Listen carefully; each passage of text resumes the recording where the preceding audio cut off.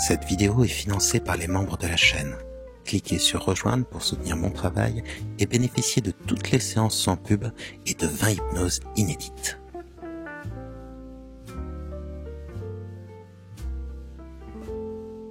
Si j'ai choisi ce nom, ce terme d'hypnose somnifère, c'est parce que l'hypnose a cette qualité merveilleuse, c'est qu'elle vous donne l'assurance de dormir comme peut le faire un somnifère, mais sans les inconvénients. Vous savez, les somnifères, faut pas les utiliser plus de 15 jours, faut en limiter la consommation. L'hypnose, il n'y a aucun risque et vous pouvez être quasiment certain que ça va vous endormir. Et si une hypnose ne suffit pas, eh bien il suffit d'en refaire une deuxième. Donc ce n'est pas compliqué, c'est gratuit. Si ça vous fait du bien, si c'est gratuit, non, c'est pas vous le produit, mais ça fait du bien. Si c'est gratuit, il n'y a pas de produit à prendre plutôt. Et si ça vous fait du bien, n'oubliez pas de partager ou de vous abonner ou de faire un truc comme ça cool. Ça aide l'hypnose, ça aide la chaîne, donc c'est très très gentil. Et aujourd'hui, on va faire une hypnose somnifère qui va conjuguer deux choses merveilleuses. Vous savez, non, c'est un fait scientifique, mais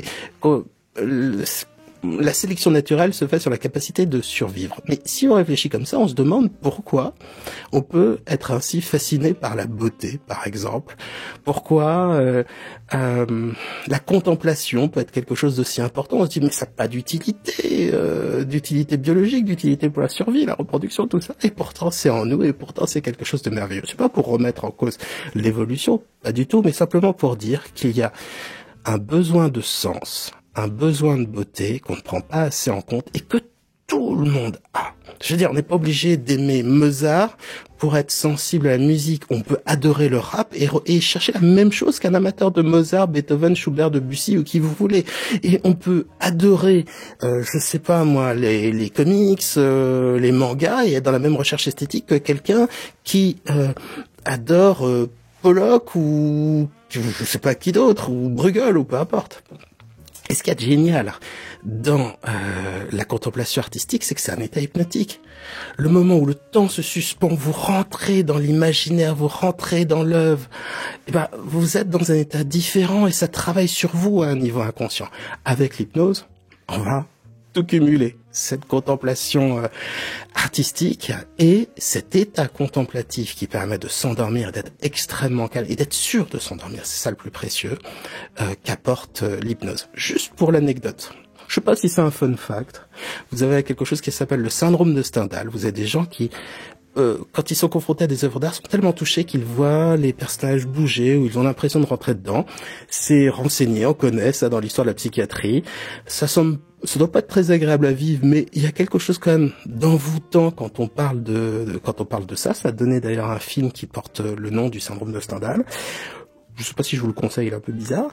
Et puis on va faire, écoutez, on va varier les références culturelles, on va faire comme Mary Poppins, on va sauter dans la peinture et vivre une chose extraordinaire, parce que c'est pas parce que quelque chose comme l'hypnose est utile, va vous faire du bien, vous permettre de vous endormir, que ça ne doit pas être très très fun. Donc on va faire les deux, et abonnez-vous avant de vous endormir, et surtout je vais vous souhaiter bonne nuit maintenant, parce que tout à l'heure vous ne serez plus là pour m'entendre. Alors on commence. Commencez à fixer un point, peu importe lequel, et commencez à le regarder avec un regard doux, peu importe lequel. L'idée avec l'hypnose, c'est d'entrer dans un état contemplatif, et après de créer en quelque sorte l'art, l'expérience dans laquelle vous allez entrer et qui va vous changer. Dans l'art, on est déjà saisi par la beauté, par l'émotion qui est véhiculée, et après on rentre dans un état hypnotique. Là, on inverse simplement le sens. Mais l'avantage de l'hypnose, c'est qu'on est sûr que ça marche. Tout le monde est réceptif à l'hypnose. La question, c'est simplement de savoir en combien de temps vous allez entrer dans un état hypnotique satisfaisant. Ce sera peut-être en 1 minute, en 3 minutes, en 5 minutes. Ça n'a peu d'importance. Ou ça n'a pas d'importance. Et de toute façon, plus vous recommencerez les séances et plus vous entrerez facilement dans cet état hypnotique jusqu'à être capable de faire de l'auto-hypnose. Donc, 5, peu importe les moments où votre pensée va décrocher, ça veut dire que vous entrez un peu plus en transe.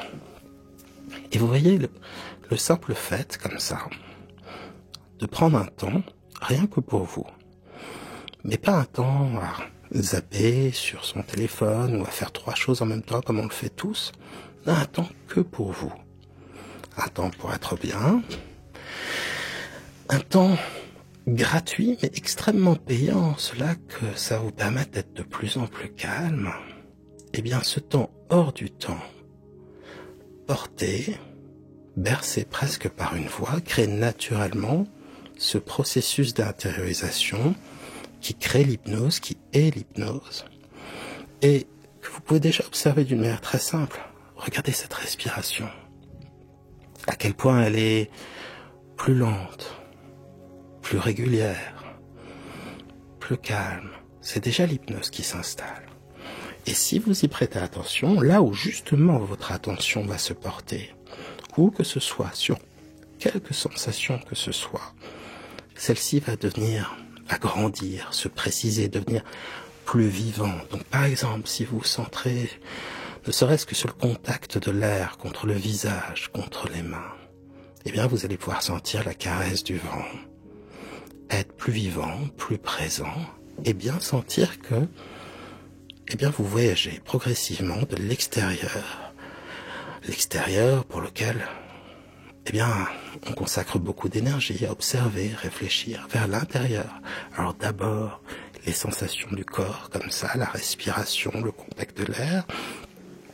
Et puis bientôt, vous irez encore plus loin, peut-être jusqu'au sommeil hypnotique, mais en tout cas, à coup sûr, jusqu'à entrer dans votre propre imaginaire. Alors, comme nos états émotionnels sont très liés, le lapsus est sympathique, loué soit l'hypnose est très lié à la respiration, eh bien, prenez 2 inspirations profondes comme ça. De toute façon, on est déjà dans un mouvement vers le ralentissement de la respiration, vers sa régularité, vers l'hypnose. Et donc, prendre 2 inspirations comme ça, c'est simplement lui donner un élan supplémentaire et laisser le temps à l'hypnose de se ralentir toute seule pendant que les pensées s'accrochent, se décrochent, s'accroche, se décroche. Et puis, simplement, vous voyez, la respiration devient encore plus profonde, plus lente. Et j'aime cette image. L'hypnose se nourrit d'images et de symboles, comme dans l'art. Alors, ressentir simplement cet air qu'on inspire par les narines, qui se diffuse dans les poumons, et imaginer des racines de calme, comme une sorte d'arbre majestueux qui se diffuserait de plus en plus loin, profondément en soi, au niveau inconscient, mais peut-être plus loin dans les bras, les jambes, et qui vous emporte vers un calme plus grand. Eh bien, c'est déjà créer un symbole, une image artistique, esthétique, contemplative, qui vous aide à entrer encore plus en transe. Et je dis tout le temps cela, et je le pense. Nous sommes tous des artistes. Nous sommes tous des créateurs.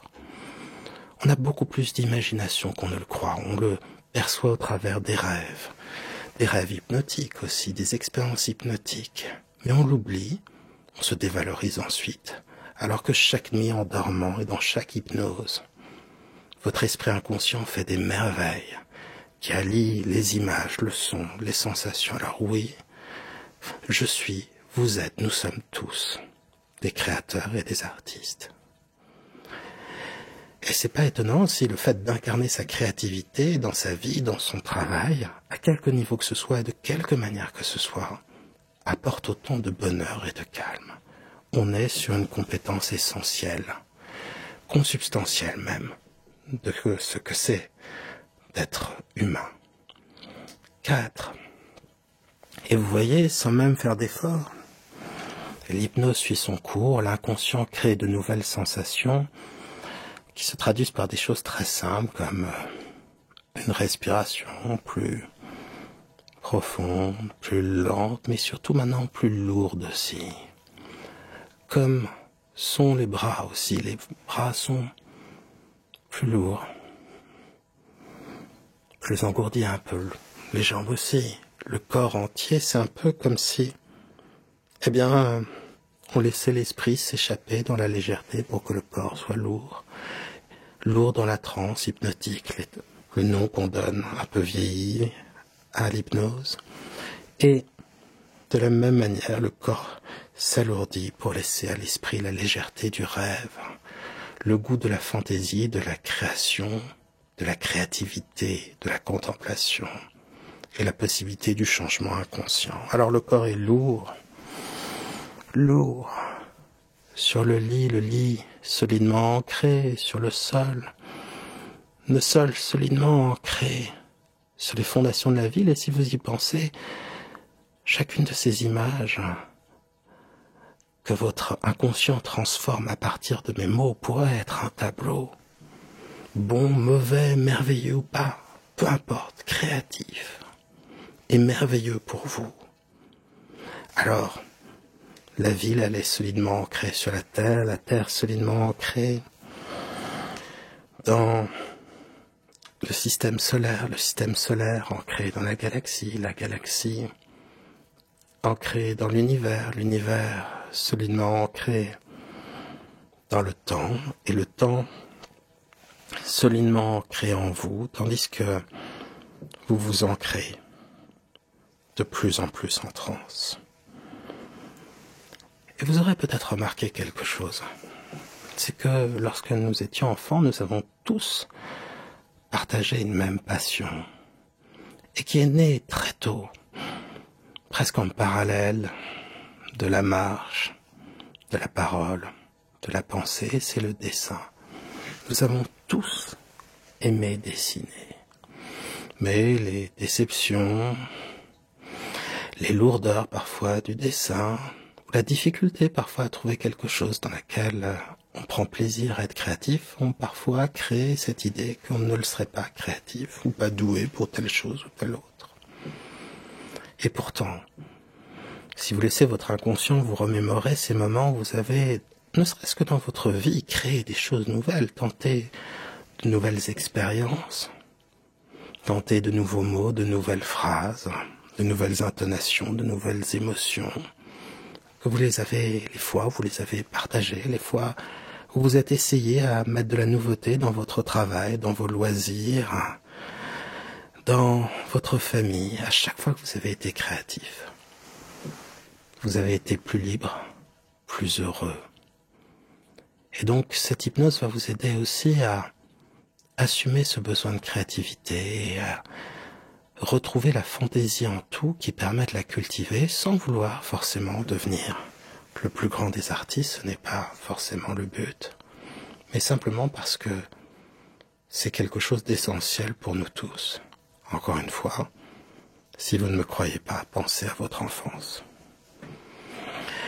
Alors, ce que l'art retranscrit ou ce que l'art peut être, c'est déjà certainement une manière de communiquer avec son inconscient. On est surpris par ce que l'on dessine, par ce que l'on chante, par ce que l'on imagine. Et cette surprise, c'est d'être confronté à son inconscient. C'est donc comme si le conscient se retrouvait face à l'inconscient et laissait parler en nous quelque chose. Ça est, mais ça existe, ça peint, ça chante. Et cette chose, c'est vous, elle est merveilleuse à découvrir à chaque hypnose. N'oubliez pas qu'en vous, un créateur s'exprime, un artiste s'exprime et fait la plus belle des expériences. À chaque fois que vous lisez un livre, vous co-créez le livre. À chaque fois que vous regardez une peinture, votre sensibilité y ajoute des couleurs et du sens. À chaque fois que vous regardez un spectacle, un paysage merveilleux, n'oubliez pas que vous le co-créez. Et ce n'est pas de la flagornerie, c'est simplement l'un des traits que nous partageons tous, l'une des composantes de notre humanité, et une chose précieuse, et vous le savez simplement parce que vous l'avez vécu, et parce que, à mesure que vous entrez de plus en plus en transe, vous entrez dans ce territoire de la rêverie, de la fantaisie, de l'imagination, propre à cette créativité, là où elle peut s'exprimer d'une manière beaucoup plus libre, beaucoup plus spontanée, sans le jugement du surmoi en quelque sorte, la critique qu'on peut avoir de soi ou les autres, dans une liberté intérieure, un temple intérieur, mais consacré aux muses, consacré au changement, consacré au bien-être, un temple qui est vous-même, vous entrez de plus en plus en transe. 2. Alors que vos pensées s'accrochent et se décrochent, alors que ma voix va ralentir pour se charger de davantage de douceur, de calme, de lenteur, pour vous accompagner vers une hypnose plus douce et plus profonde. Au départ, on est dans l'énergie d'une invitation vers quelque chose d'autre. Et après, à mesure que vous sentez en vous progresser ce calme, cette relaxation, ce changement, ou plutôt ce terrain, cette terre arable, fertile qu'est l'hypnose, l'inconscient pour le changement, les graines que vous y planterez tout à l'heure et qui prospéreront jusqu'à vous apporter la plus belle des relaxations, le plus beau des sommeils. Et alors que déjà, l'hypnose a sur vous un effet soporifique, somnifère, en cela qu'il invite à une douce torpeur, à un calme de plus en plus grand, alors même que vous savez déjà plus que vous ne saviez que vous saviez. 1. Les yeux fermés. Vous êtes dans une transe agréable. Et ma voix et votre respiration, tout cela va vous faire entrer dans un état hypnotique de plus en plus calme, profond, agréable, doux.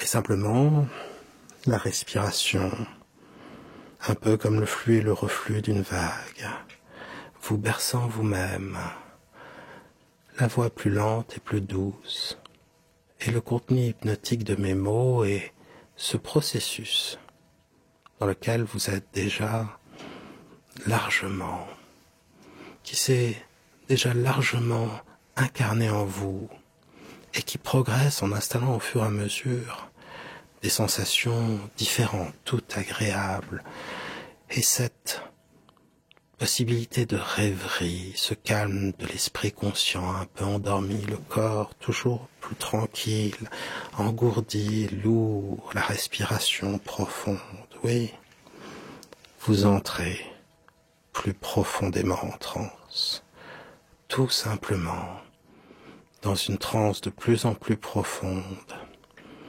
de plus en plus agréable. Et pendant que vos pensées s'accrochent et se décrochent, s'accrochent et se décrochent, pendant que vos pensées se forment, se déforment, forment d'autres formes, votre respiration devient plus profonde, plus lente, plus calme, et vous entrez toujours plus en transe. Il y a eu toute une série de livres sur l'expérience d'écrivains qui restaient une nuit entière dans un musée. Et de chaque expérience, de chaque musée, est né un livre, bon ou mauvais, peu importe. Mais cela a créé une expérience hors du commun pour l'artiste, pour l'écrivain. Une expérience mémorielle, un voyage hors de l'ordinaire, et un voyage sensible, sincère, personnel, alors que l'on peut considérer chacune des œuvres accrochées au mur, ou les sculptures, comme des portes ouvertes sur d'autres esprits, d'autres imaginations. Et quand on est comme cela, dans le calme secret de la nuit, alors que la ville elle-même est endormie, alors que dans le ciel brille la lune et que seule la lumière des étoiles douce et calme, unie à celle de la lune chaude, rassurante, paisible, éclaire la nuit pour lui donner une forme de douceur. Alors, dans un musée, le silence se fait plus grand et les touristes, le tumulte, la rumeur, le brouhaha des voix ne font plus obstacle. Alors j'aimerais bien sûr que votre inconscient vous fasse vivre un musée. Tout simplement, votre plus beau musée. Celui qui vous a transporté le plus loin, celui qui vous a le plus marqué. Et les images, les sons, les sensations vont se préciser. Bien sûr, pour moi, en tant qu'ancien Parisien, ce serait certainement le Louvre ou le musée d'Orsay. Mais peut-être un autre musée, peut-être des souvenirs du Rijksmuseum ou du Met, peu importe. Mais c'est quelque chose de personnel. On a tiré de notre enfance, ou peut-être plus tard dans la vie, toujours un musée, une exposition, un auteur qui nous a parlé. Car on peut parler, oui même, par-delà les siècles, au-delà de la mort.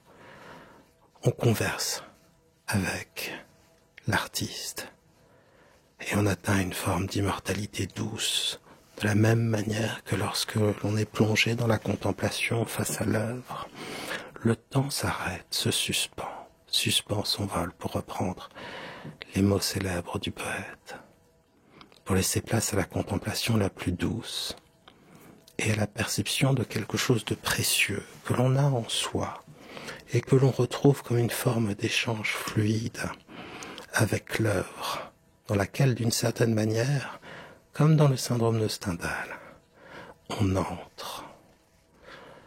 Une œuvre qui se vit, que l'on vit et qui vit en nous.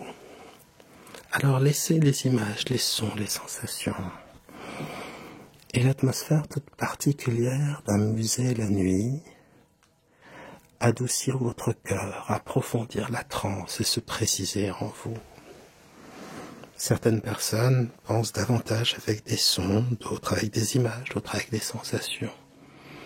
Et l'ordre dans lequel ces sensations vont se préciser n'a pas d'importance. Peut-être verrez-vous d'abord à travers le toit, vous savez, il y a souvent de grandes vitres pour laisser la lumière passer. Peut-être verrez-vous les étoiles au travers. Peut-être les nuages parfois un peu rosés dans les villes.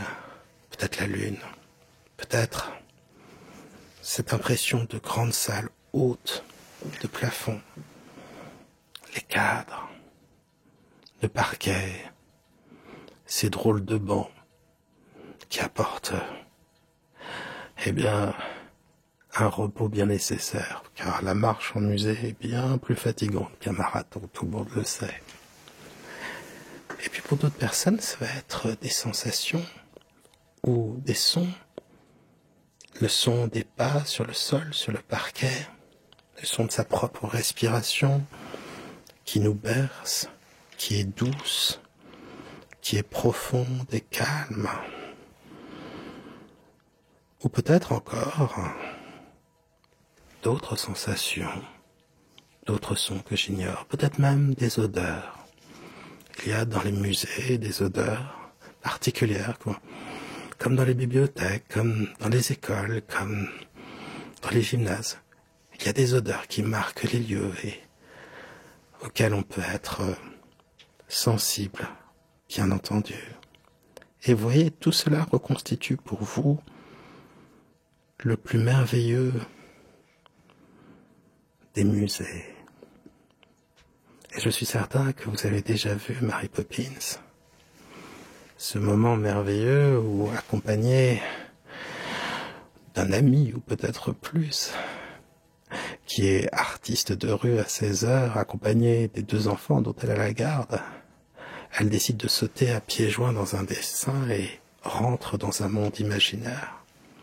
C'est ce que vous pourrez très bientôt faire. Très très bientôt. Mais laissons déjà l'ambiance du musée, sa magie en tant que telle, vous bercer encore un peu plus, pour que de lui-même ou d'eux-mêmes, les peintures, les sculptures ou d'autres formes d'art se précisent dans ce musée extraordinaire en cela qu'il est le lieu de votre inconscient, de votre imagination, de souvenirs profonds et d'une grande possibilité de changement qui va s'incarner, vous allez le voir, dans une expérience qui va vous faire changer, qui guidera aussi vos pas vers le sommeil. Un sommeil récupérateur donc, calme, profond. Alors prenez le temps de vous asseoir. Personne n'est là pour vous déranger. Si le musée est un peu trop vide pour vous, je veux bien vous y accompagner, ou si vous le souhaitez, imaginez d'autres rêveurs comme vous en train d'écouter cette séance, ou bien des personnes à qui vous tenez. Mais pas trop de personnes. Il faut que vous puissiez contempler, installer un doux silence dans votre esprit et dans le corps, car le corps aussi peut être silencieux lorsqu'il est calme, échappé au tumulte.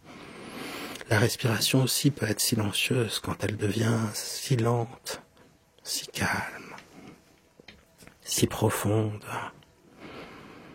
Et asseyez-vous pour oublier le corps, pour que vous puissiez regarder cette œuvre d'art en face de vous. Et ce qu'il y a de merveilleux, c'est que c'est votre inconscient qui va la choisir.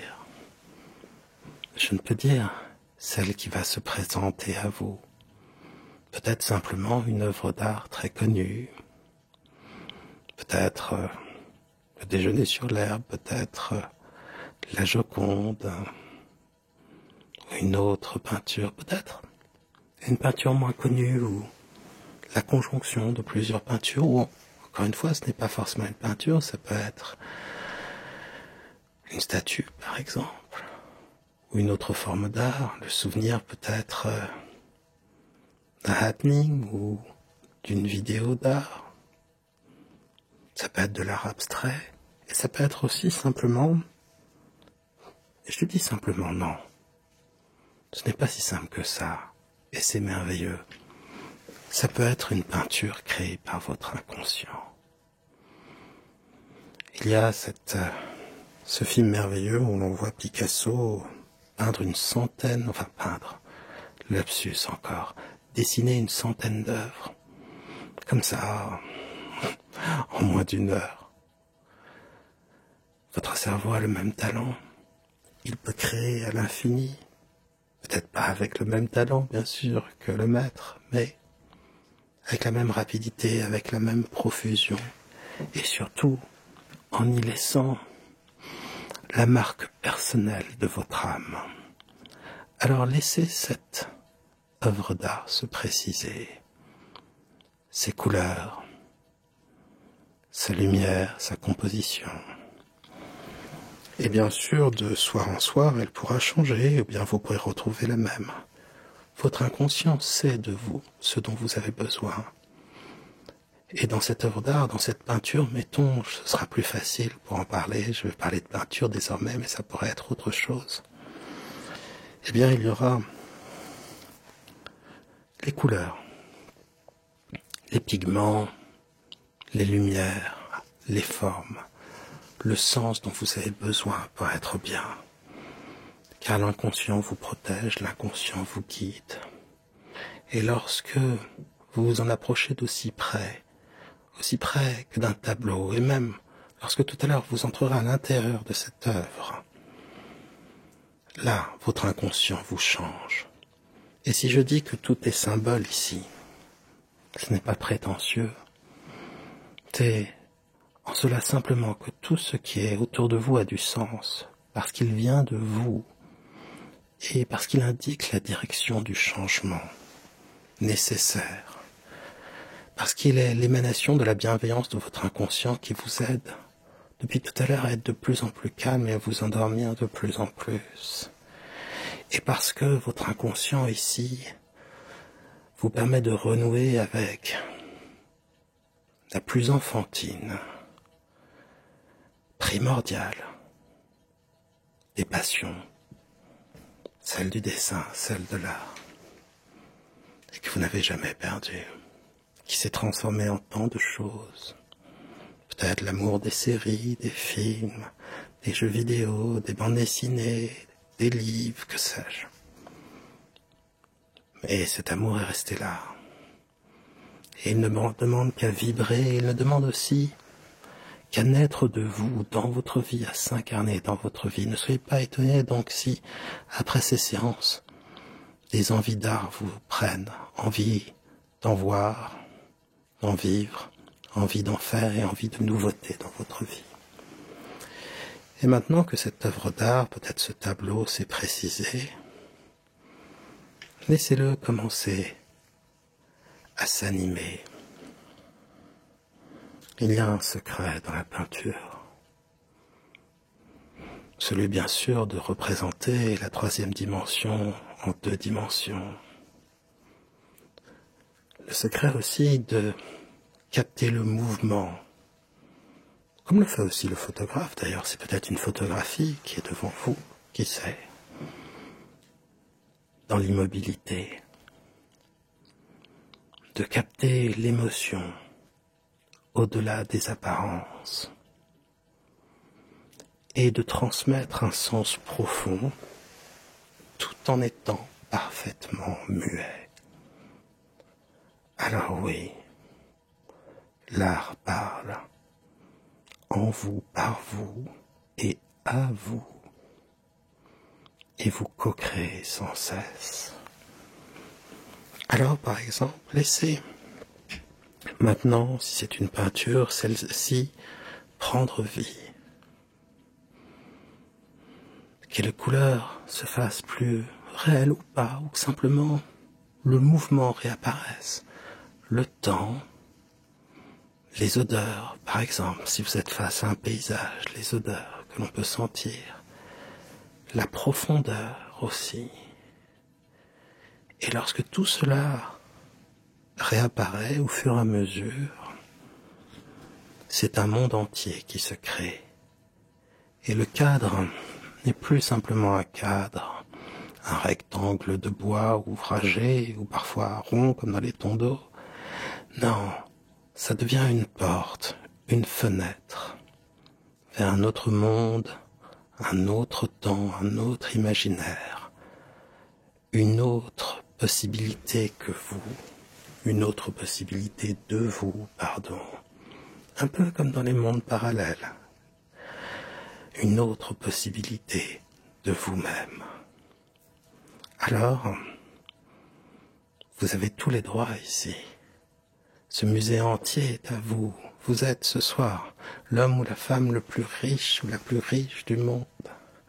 Un musée vous appartient, la beauté vous appartient, et vous allez faire l'expérience la plus ultime, celle de vivre l'art, littéralement, dans toutes vos fibres, dans toute votre âme. Alors, entrez à l'intérieur de cette œuvre et observez, peut-être au départ, le musée de l'autre côté. Peut-être que la fenêtre se refermera ou pas, ça n'a pas d'importance. De toute façon, tout à l'heure, vous serez bien, vous serez calme, vous pourrez dormir. Vous réveillez demain chargé de belles images, de nouvelles envies, de calme et d'énergie. Et puis simplement laissez les images, les sons, les sensations se préciser. Et observez à quel point tout autour de vous se crée, continue. C'est une réalité qui s'est créée en vous. Le cerveau est d'un créateur de réalité, pas seulement celle du dehors qu'il transforme forcément, mais aussi de mondes intérieurs, illimités, infinis, comme votre inconscient. Alors de la même façon que dans un rêve, vous êtes libre de flâner, de vous balader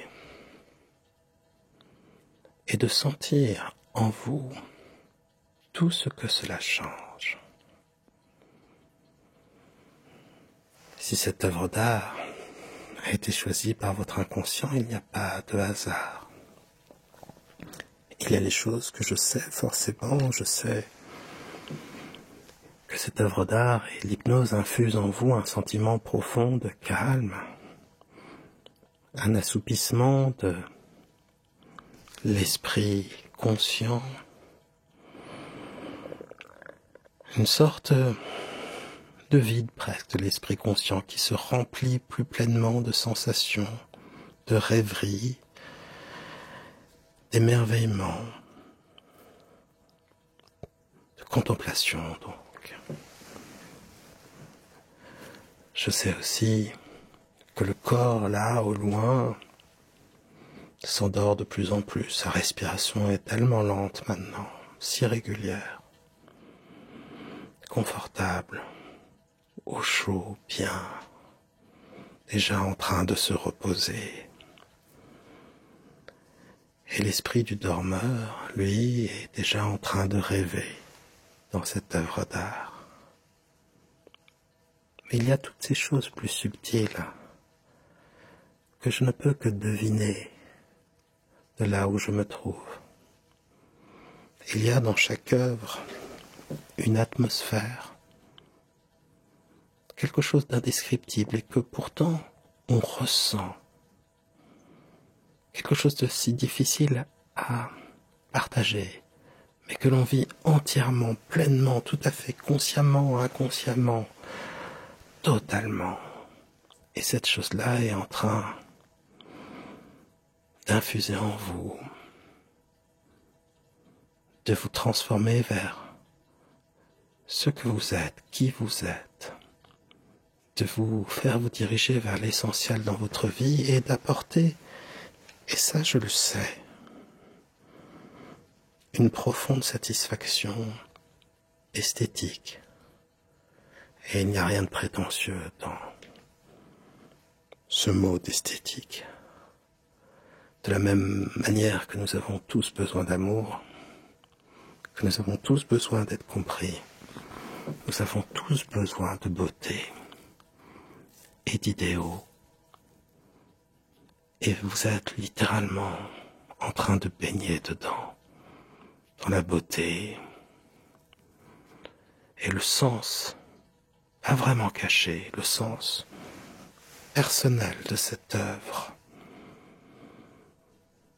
vous transforme d'une manière initiatique, en cela qu'elle agit sur l'inconscient, et vous le voyez, vous aussi, vous le ressentez, de la manière la plus simple qui soit, par cet émerveillement, cette contemplation, le calme du corps, l'apaisement de l'esprit, la curiosité face à l'expérience qui se poursuit. Et sachez que ce monde est sans limite. Si vous allez plus loin dans cette œuvre, vous verrez qu'elle ne s'arrête jamais. Elle va aussi loin que votre inconscient, aussi loin que votre pensée, c'est-à-dire qu'elle continue jusqu'à l'infini. Mais peut-être, si telle est la fantaisie de votre inconscient, peut-être irez-vous dans d'autres œuvres. Peut-être qu'il y a des frontières entre les œuvres, des musées. Vous savez, comme si il y avait un monde derrière chaque peinture et que les peintures de proche en proche, unies souvent dans le temps par la chronologie, unies par les couleurs, unies par le sens, unies par le thème, unies par leur créateur, permettaient comme ça de voyager d'univers en univers. À partir de maintenant, c'est votre inconscient qui va vous faire continuer ce voyage jusqu'au sommeil, bien sûr. Endormez-vous dès que vous le souhaitez, votre sommeil n'en sera que plus riche de rêves merveilleux. Mais sinon, restez aussi longtemps que vous le souhaitez pour découvrir en vous-même plus qu'un reflet de la beauté. L'art qui vit, s'incarne et ne demande qu'à prospérer en vous. Découvrez de nouveaux mondes, vivez des aventures ou simplement contemplez. Soyez ivre de peinture. Il y a ce très beau titre, Ivre de femme et de peinture, c'est le titre d'un film. Soyez au moins ivre d'art. C'est peut-être ce qu'il y a de plus précieux. Alors, laissez-vous porter par l'expérience et rêvez sans vous arrêter jusqu'au royaume de Morphée. Et alors que bientôt ma voix, s'éteindra, ce n'est pas un silence qui aura lieu, puisqu'il sera rempli de calme, de sérénité, d'art, de découverte et de monde fabuleux. Alors il est temps que ma voix se taise et que continue le rêve. Tout simplement, sans le moindre effort, le rêve s'incarne, continue, et le rêveur se laisse transformer par lui.